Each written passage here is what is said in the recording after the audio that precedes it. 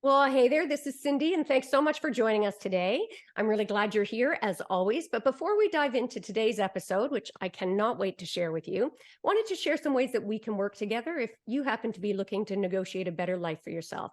Got a wide range of programs available to help you better leverage your innate power to get more of what you want and deserve in life. So if that sounds interesting, check out our website at artoffemininenegotiation.com. And with that out of the way, on to today's program. I am really happy to introduce you to Miriam Schulman today.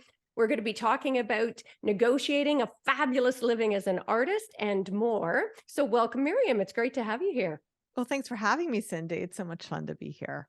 And for those of you who don't know Miriam, she is an artist and she's founder of the Inspiration Place, where she helps other artists learn how to profit. Yes, you heard it here.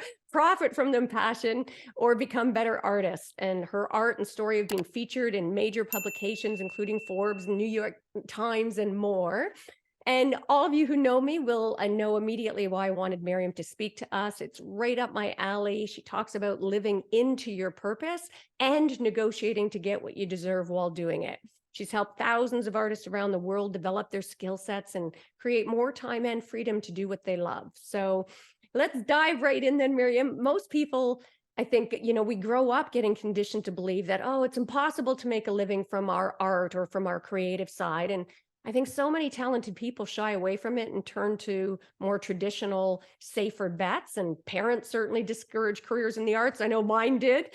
So tell us how you came to this epiphany that you can lead an abundant life as an artist. Well, I haven't always been an artist. I was also given the Kool-Aid that you can't make a living as an artist. And I came from a single parent family. My father passed away when I was 5 years old. So Wow, I didn't sorry. really feel I had the choice Yeah. or the luxury, because I believed that. Yeah. And I did take the practical route, which is how I ended up working on Wall Street for one of the Oh. really big, yeah. Yeah, right. And after 9/11 happened, I decided I was not going to go back to that world. Yeah. I wanted more meaning in my life. And that's something that a lot of people the last few years have said to themselves, because there's nothing like a crisis that lifts a Yes. veil Yeah. on whatever's not working in your life. Yeah. And so millions of people walked away from their jobs looking for something else. Yeah. Well, and so interesting you say that, because I think COVID is another one of those similar shake people to their core, wake up kind of calls that have people reevaluating. Am I even happy? Am I living on purpose? So, and speaking of that purpose and passion, tell us, I know you've got a signature sort of passion to profit framework. So, how does that work? Okay, so every business is made up of the same 5 foundations. It doesn't matter if you're selling art or sneakers or jewelry Yep. or website design or coaching services. Yeah. It's what are you producing? What are you pricing it at? How are you prospecting, finding your customers? How are you promoting? And what are your productivity? What are your systems that hold all these things together? So those are the 5 P's that make up the foundation for every business, whether it's a creative business or not. Okay. Beautiful. Beautiful. And so, what kind of tips do you have about how to kickstart that? Yeah, well, here's the problem, Cindy. So the thing is that anytime you or I are going to start telling people what to do with Yeah. any of these things, is that, well, our brains have evolved for survival, Yeah. not goal achievement. So anytime you or I are going to start saying, well, this is what you need to do, and blah, blah, blah, blah, blah, our brains are going to come up with all kinds of reasons why it's a terrible idea, because Yeah. we sense this fear whenever we're uncomfortable. Our brains can't tell the difference between leaving a cave and getting eaten by a tiger or sending Yeah. out a promotional email.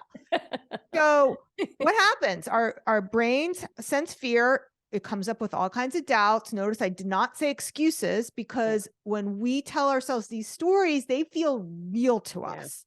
Yeah. And what happens is you want to protect yourself. So you don't want to fail. You're either going to indulge in that confusion, or you're going to do what I call procrastinating research, and try to find out all the steps so that you won't fail. But here's the thing, Cindy, once you do that, you're going to come up with more stories why that won't work for you, Yeah. or you'll find conflicting advice. So either way, what ends up happening is you have this fear that leads to doubt, that leads to confusion and overwhelm. And once you indulge in that confusion and overwhelm, of course, you're not going to take action to build a business or a creative business, because why should you? You don't know what to do. Okay. Well, two things jump out. I love that for starters. And I was going to come back to this later, but you sort of jumped right in, and let's talk about the elephant in the room, because I love this idea about, I often say your first and most important negotiation is with yourself, negotiating your mindset. So I'd love, what are some tips you have for whether, and I think you're right, whether you're an artist or a coach or consultant, whatever end of the spectrum you're on, what are some tips you have for how to negotiate a mindset to get you out of that place of fear and doubt and procrastination? It's a great question. There are several different ways to do it. One technique I suggest an entrepreneur is to start writing down these stories and then question each of these thoughts. Are you doing all or nothing thinking? Are you mind reading? Are you fortune telling? And is it really true that no one is buying art during a pandemic? Well, a lot of artists thought that. Turned out not to be true at all, Yeah. by the way. More Yeah. art was sold than ever before. And this is true. Also, there was a lot of shopping actually that happened. And now the story is a little different. People are saying, oh, there's a looming recession. It's like the waiting for Godot recession that never comes, So question your thoughts. But one of the things, Cindy, that I think is really the most powerful is to clean up our own language. Yeah. So there are so many disempowering things that we toss out all the time. And the more we say it, we believe it. Things Absolutely. like, it's too expensive, or I can't afford it. Yeah. And I can't afford it is the most disempowering statement. Tell yourself the truth. I choose not to buy this. Yeah. Not I can't afford it. Yeah. I mean, unless we're talking about a multi-million-dollar penthouse, like most of us, we can, we just don't want to. So Yeah. Yeah. And you hit the nail on the head, because even then it's all about choice. It's about taking ownership for our thoughts and who we choose to show up as, what we choose to prioritize. Like, people are always, I don't have time. I don't have time. We all have the same 1,440 minutes a day. that's right. You choose not to spend your time doing that. Yeah. Tell Absolutely. yourself the truth, because even if you're saying it just as an excuse for somebody else, I can't afford, I don't have time, Yeah. you're still saying it out loud. And Yeah. every time you say something out loud, you're the first one to hear it, you in the universe, and you will start to internalize it. Yeah. So just clean up your language. Yeah. I love that. And also, because I mean, just for our listeners there too, our brains are designed to try and give us what it thinks we want. So when you're saying those thoughts, whether you think you're using them as an excuse or not, Miriam's quite right. Your brain will then go looking for examples to show that true. And so it's that sort of law of attraction. So coming back to that idea then about, okay, so how do we kickstart? I think art and entrepreneurship don't always go together in a lot of people's minds. That's that conditioning we have. So they hesitate to start. So I know you talk about sort of unexpected or surprising tips to start as an entrepreneur. Can you share any of that with us? Yeah. Okay. So number one is separate bank accounts. You want a business bank account and a personal bank account. Smart. Separate. Yeah. You shouldn't have to ask your partner's permission to make an investment in your own business if those things are separated, unless of course your partner, your romantic part, if you have one, is involved in your business, that's different. But really give yourself that agency by knowing what money do you have? How much are you making? And I see too many artists and entrepreneurs, they mix those two things up together. They really don't know how much money this is like where the starving artist thing comes from. Everything you make should go into the business bank account.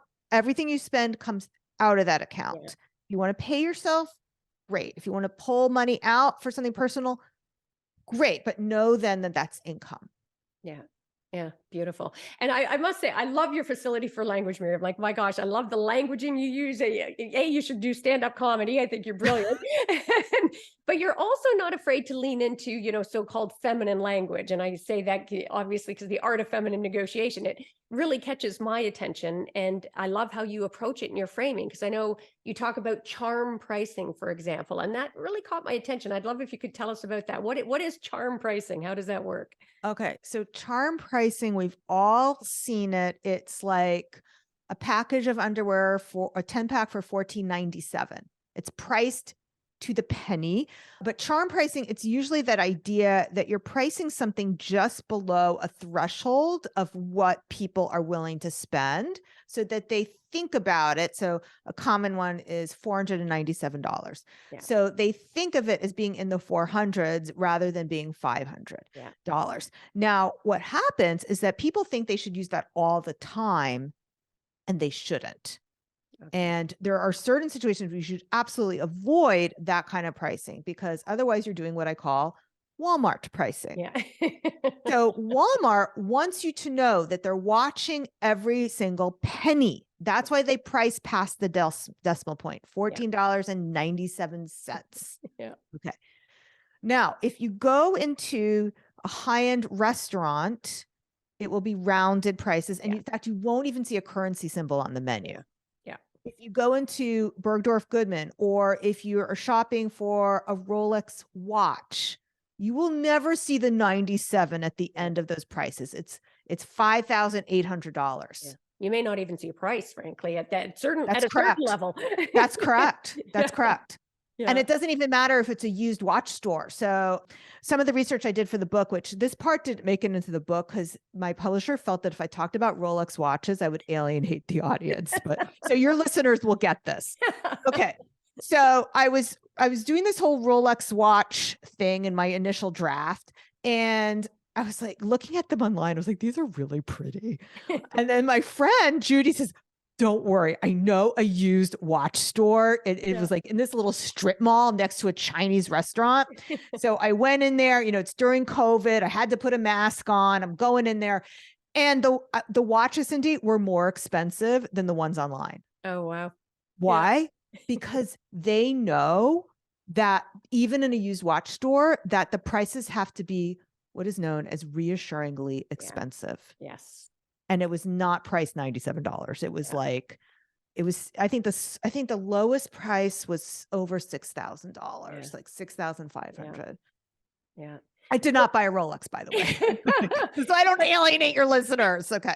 But you're hitting on something important, I think, which is that valuing. And I made that mistake as a social justice attorney for years, where, I grew up in a low rental apartment complex in a very blue collar neighborhood. And I was so conscious of trying to keep the price down, thinking that would be attractive, that I ended up undermining myself because people saw me as back then it was Bargain Heralds. Now it's like the Walmart of the legal industry. And I had to really take a step back and value myself and be able to put that out there. So I love that idea.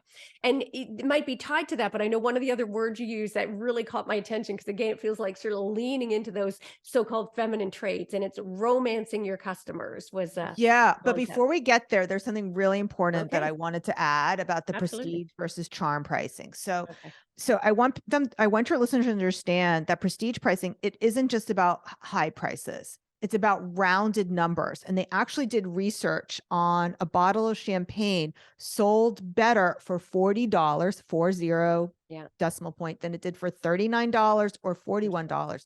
And the reason why, this is what I want your listeners to hear, is because those rounded numbers were processed by the emotional side of the brain. And the numbers like $37 are processed by the logical side of the brain. So it's not just about high prices. It's about what side of the brain do you want your customers to be using when they are investing in what you're offering. And if you want them to be making a decision based on emotions, use rounded prices. Oh, that's great advice. And so, when you're talking about art, obviously you want people making those emotional decisions for the most part. You want them, and even in, sort of thought leadership, like for my art of feminine negotiation, you want people in an inspired state, willing to invest in themselves, not necessarily coming from that place of logic, but in a place of seeing a higher version of themselves. So that's fabulous advice. Thanks for that distinction, Miriam. So now take us back to the romancing. I want to hear how to be romanced. All right. So this applies to all our listeners who are in business, and I'm going to use very heterosexual terms right now. Okay. So, just so you know. All right. So basically what I saw, and it's not just in the art industry, but I saw this a lot with the artists, is they'll come back from an art show and say, how'd it go? And they'd say, oh, it was great. I handed out a lot of cards. Mm.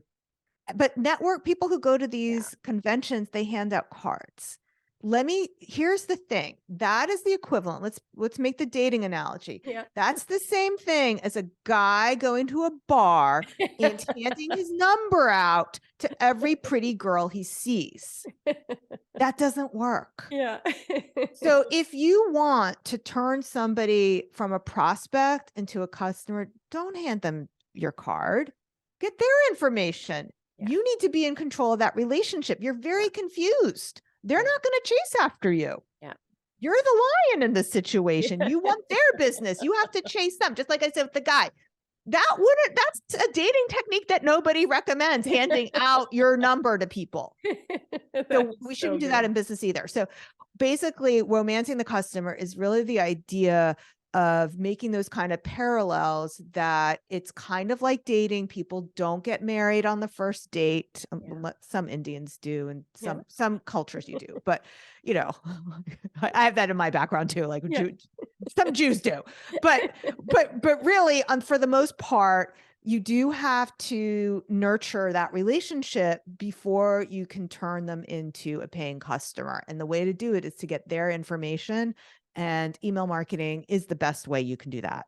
Yeah. Yeah. That's great advice. It's ironic. I was at a networking event yesterday and I had that same sort of epiphany that if I'm the one giving out my cards, then they have all the control about whether That's to, right. as opposed to And there's not wrong to give them your card, but if you really want that relationship, get their card. Yeah. You need the ability to follow up. So that's great. Yes. Yes. And write down why it is you're taking your card, because that's happened to me. I'm like, oh my goodness, who are these people?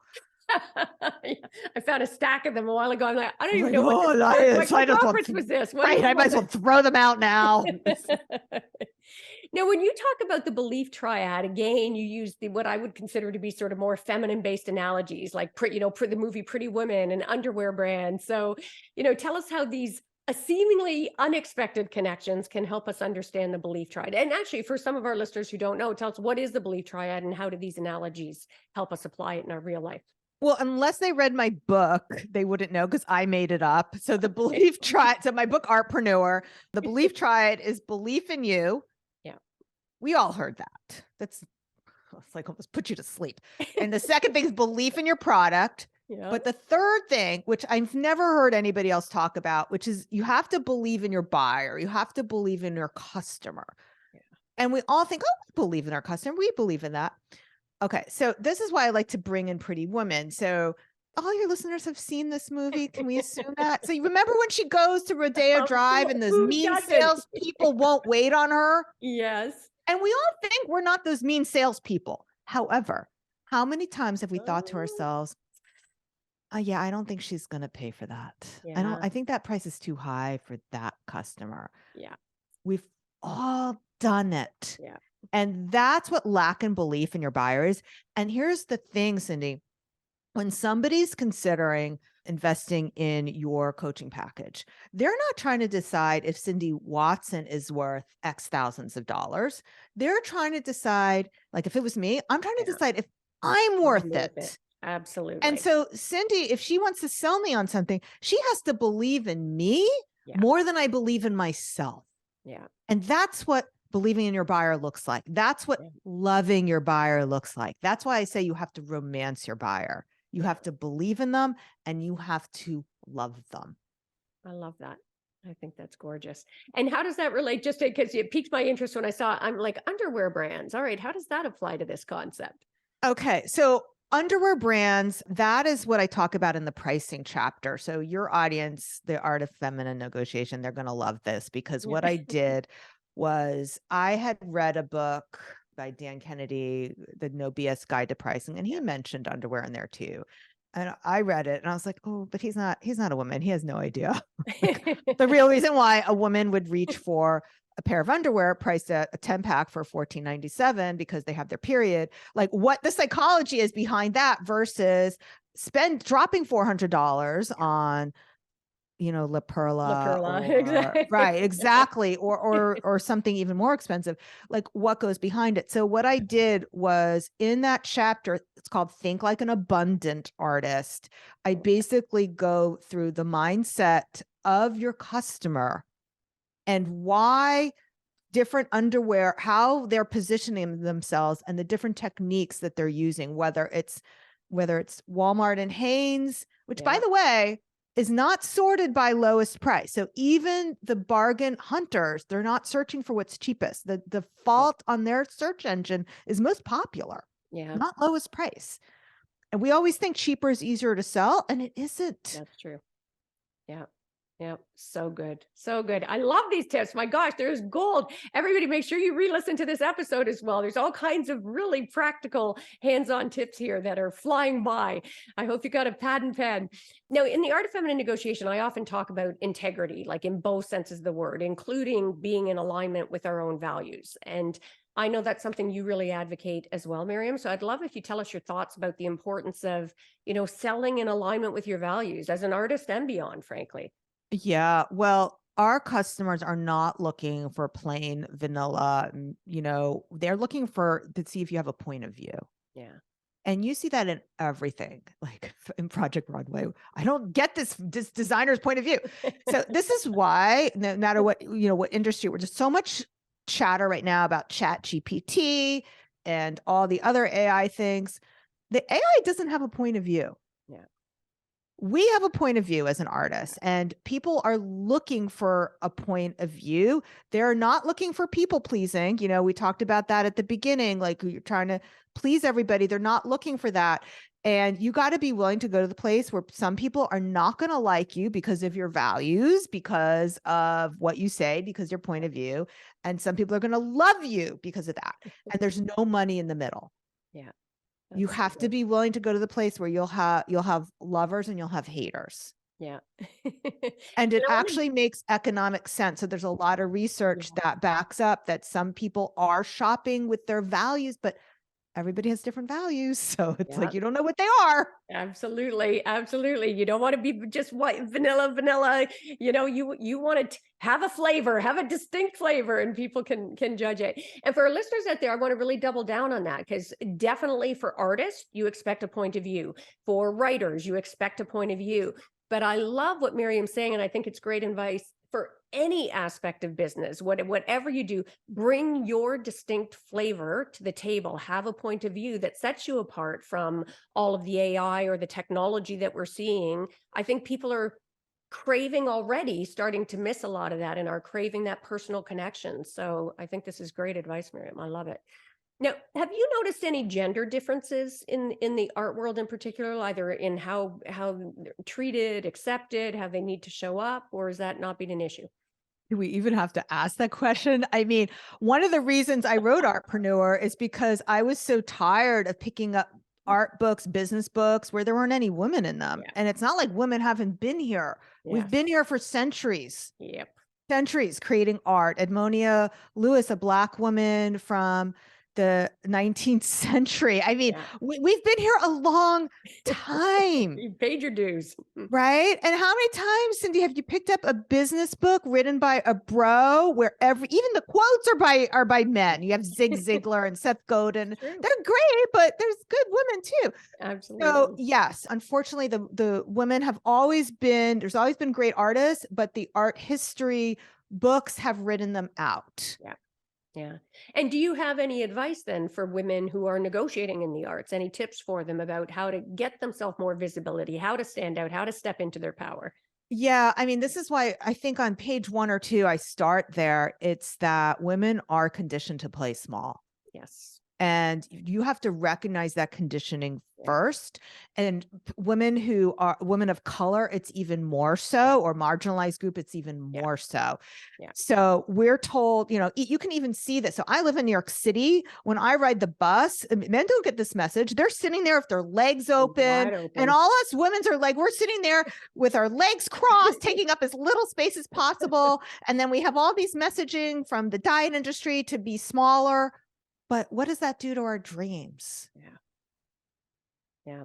So beautiful. And thank you for talking about other underrepresented and undervalued groups as well, because I think that's an issue. I think, it's the case that women or individuals from previously undervalued groups are more likely to shy away from negotiating, for self-advocating, for a host of reasons, as you say, most of which are tied to social conditioning. So Great. Look for some unconditional self-love as your starting point on all of this. Push past that. And we both start at the same point. I have them do a video. I call it the brag video, right? Like just shoot an audacious video of yourself being your boldest, most audacious version. You don't have to share it. I think it's great if you do share it, but just get comfortable getting yourself visible and seen. So I think that's beautiful advice. Thank you for that. Now, I know you throw out 6 easy lead magnets for selling products or services, and that piqued my interest as well. Because normally, as you quite rightly point out, it's like, oh, weight loss, coaching, yeah, people get that. But what are a few of your go-to favorites that you would suggest for our listeners out there? Okay, I'm going to start with the easiest one that gets so overlooked. Just ask them. Yeah. I mean, people are asking me, they're at Arches. I don't get it. How do I ask people to join my email list? It sounds so pushy. And I say, well, you just say to them, would you like me to invite you to my next show? It's just as easy as that. You get into that conversation with somebody, your work comes up. Oh, thanks. Do you have a card? Don't give them the card. Say, thank you so much for asking me about that. Would you like me to send you X? That's it. Ask them. And here's the thing. We always are being taught these like huge funnely things. I almost said, pro marketer brand, with these huge funnel stuff. Really, when it comes down to it, it's a one-to-one interaction. When somebody is sitting there and they're hesitating, even if it's online, they're sitting there with their credit card. It's just you and them. Yeah. Yeah. Beautiful. Beautiful. Now, I know you think that the future of marketing is not social media, which will come as a huge surprise to people. So what do you suggest how we can get in sync with the trend that is coming for how we market? Okay. Social media is like Thelma and Louise, and the gas isn't, they're not letting up on that gas yet. So first of all, let's talk about the death of the scroll. So if you've been on YouTube Shorts, Reels, TikTok, looks like, is this a video also? Okay, for the people listening to the podcast, I'm just waving my finger up. We're just going from thing to thing. If you've ever been on one of those platforms, you know that before you even get to the end of that short form video, they're already encouraging you to swipe up. And the swipe up is not to go to somebody's website. It's to go to a video that's unrelated to the video you just watched, or it's related, but it's not the same person. So you can follow someone on TikTok and never see their content ever again. Yeah. And I've had clients who've had reels go viral. I'm talking 45,000 views on a reel, and they barely picked up any new followers and certainly no new business. And that amount of time that you put into that, it's not worth it. And I can share some more hard numbers with your listeners. So when I started writing the book, the average engagement rate on Instagram was 1%. And by early 2022, it had slipped to 0.6%. Okay, but what about those influencers that teach people how to get greater engagement on Instagram? What is their engagement rate? Any guesses? No, can't wait to hear though. 1.12%. So that means out of 1,000 people, 1,000 people following an influencer, only 11 are engaging with that post. So just to make an equal comparison, that means, okay, so let's talk about email marketing. Email marketing has a 24% open rate on average. You'd agree? Okay. So to get 24 people to engage with an email, you only need 100 subscribers, 100 humans. I could probably fit 100 humans in this room. To get the same number of people to engage with me on Instagram, I need 4,000. Yeah, crazy. 4,000 versus 100. So which is easier? And then here's the thing, Cindy. If I send you an email, who decides whether or not you open it? Yeah. You do. Yeah. If I post the same content on social media, the algorithm decides if you even see it. Yes. Yeah. Yeah. And that's getting worse and worse and worse. That's right. That's right. So these numbers that I'm quoting are from early 2022.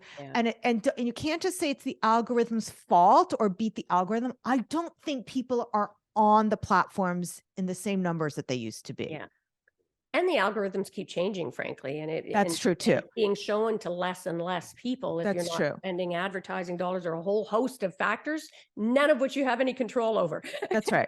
But people just are not on. So Yeah, for Instagram, for example, they're just not on Instagram in the same numbers that they were in the yeah, past. So I yeah, have 25,000 followers on Instagram, yeah, and I wanted to do Instagram lives as part of my book promotion. yeah. Right before you go live on Instagram, before you hit that live button, it tells you how many of your followers are actually on the platform, Yeah, not willing to yeah, tune into you, yeah, just but there. actually there. Yeah. Right, out of 25,000, you wanna guess how many people were there? No, no Were idea. okay, yeah, because no one's ever guessed as low as it is. It's so pathetic. Out of 25,000 people, the most that were on the platform was 65. Wow. Wow. Okay, that's way lower than I would have expected. That's Yeah, and remarkable. then I thought, well, maybe there's something wrong with my followers, like, maybe, like, they're all robots and eyeglass brands, I don't know. So I asked one of my friends who has 80,000 followers, Yeah, and her number was less than mine. Her number was 50. that's Out of incredible. 80,000 people. So I don't think people are on the platform in the Yeah. same numbers they used to be. Okay. Good to know. Good to know. And what role do you think emotion plays in negotiations in your experience? Oh, well, emotion plays everything, but the thing is that you always have to again believe in the buyer. Yeah, I love So, one thing, just to give a practical example, when I was negotiating my book contract, they offered me, do I share real numbers here? you can. It totally Okay. up to All you. right. I will. Okay. So I was offered $40,000 for a signing bonus, which is a Congrats. great That is. number. Yeah. And I had the chutzpah to say to my agent, ask for 50. Good for you. Good And I for you. got it. Yeah, it's fantastic. If you don't ask, you I'd love Right. it. So Yeah. never take the first offer. Yeah, that's And fantastic. I wasn't thinking never takes the first offer. I just wanted more money out of Yeah. ego. I mean, I'm like, it's like, But you're also owning your value at some level too, which is important, right? Whether it is, but subconsciously. yes, it is. But too many people think it's just that. Yeah. And it's not. But I also had to believe that the buyer, in this case, the acquiring editor also saw the value. Yes. I had Yeah. to believe in that. Yeah. And some of it is just practicing asking. It's one of the things I do in my book as well. I think women, we tend to not ask, right? And they've got studies of, women who have 80% of the qualifications for a posted job are less likely to apply for the job than a male with 20% of the qualification. I mean, we don't ask for what we want. So, I give out exercises all the time. What are 5 things you're going to ask for today? Make some of them small and some of them really big. Get in the habit of asking for what you want. Now, we've mentioned your book a couple of times, but I'd love you to share a little bit, tell our audience more about your book, where they can get it. Okay. Well, I'm giving you chapter 1 for free if you need a taste of it first. So chapter 1 is Great. choose to believe. You can go to schulmanart.com/believe. And Schulman is spelled like school, SCHULMANART. So Yeah. schulmanart.com/believe. And I will send you chapter 1 absolutely free.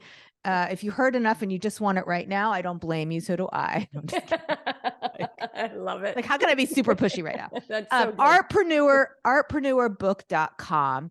And it doesn't matter where you get it from, but if you put your order number into that page, there's a bunch of bonuses waiting for you. Beautiful. Beautiful. Good to know. All right. Can you give us a teaser what some of those bonuses are, or you want them to go there and check it out themselves? Oh, absolutely. So there is every chapter title is an affirmation that your audience is going to love. So choose to believe, break free of the golden handcuffs, Yeah. take the first step, start before you're ready. And there's 12 of them. So each of those, I made a video where I created an art journal page. Now, if you're into that, you can follow along. I do give you some techniques, but I give you behind the scenes content that complement each of those chapters. That sounds fabulous. And we'll make sure for our listeners to put that in the show notes as well. So that's Artpreneur. Make sure that you check that out. It's a HarperCollins book. And I always like to, this has been such a treat. You are hilarious and incredibly insightful, which is a gorgeous combination. And I normally like to end by asking, what's one of the greatest mindset shifts that you've ever had? Doesn't have to be on business or even on this issue, just one of those things that makes you go, and you think differently. Yeah, the biggest thing for me was after I quit my job, I still didn't believe I would make a living as an artist. And at first I took a job as a Pilates instructor. Okay. I didn't already tell the story, right? No. I've like been on a few podcasts Yeah, today. So I'm no, like, you're wait, did I good. tell the story? Okay. So after I took the job as the Pilates instructor, the gym was teaching us how to sell personal training packages. And it was then I had my aha moment that selling was a skill Yeah. and that could be used to sell anything. Anything. That is so good. That is when that was the big shift for me, my mindset shift, that I could use those same skills Yeah. to sell art. So good. I love that. I love the message. And I love that. I mean, I'm a huge, we were chatting briefly before we started here today. I mean, I love art, and I was a creative as a kid, but my parents not too subtly kind of shifted me out of that. Our house is like an art gallery here. So I love that you're out there doing work to help inspire artists to step into it as a career and follow their passion. But also I love that all of the tips that you share and explore tips that you can apply in any area of life, from art and beyond. So fantastic. So give us your sites again before we sign off here. Where can people catch you? All right. Well, if you like what you heard today, come find me on the Inspiration Place podcast. These are the topics that I talk about: mindset and marketing. Nice, beautiful. And we'll put the book in the show notes as well as the chapter 1 freebie, but also the bonus access, the secret bonus access. And I am sure you've just got loads of value from this episode. If so, subscribe if you haven't already done that, and make sure to share with anyone that you can think of that would get value from the message. And there were loads of really valuable messages here today. And also be sure to grab a copy of my book, The Art of Feminine Negotiation: How to Get What You Want from the Boardroom to the Bedroom. And that is a wrap for this episode. So until next time, go forth and negotiate your best life on your terms so you can stop missing out and start getting more of what you want and deserve from the boardroom to the bedroom. Until next time, take care.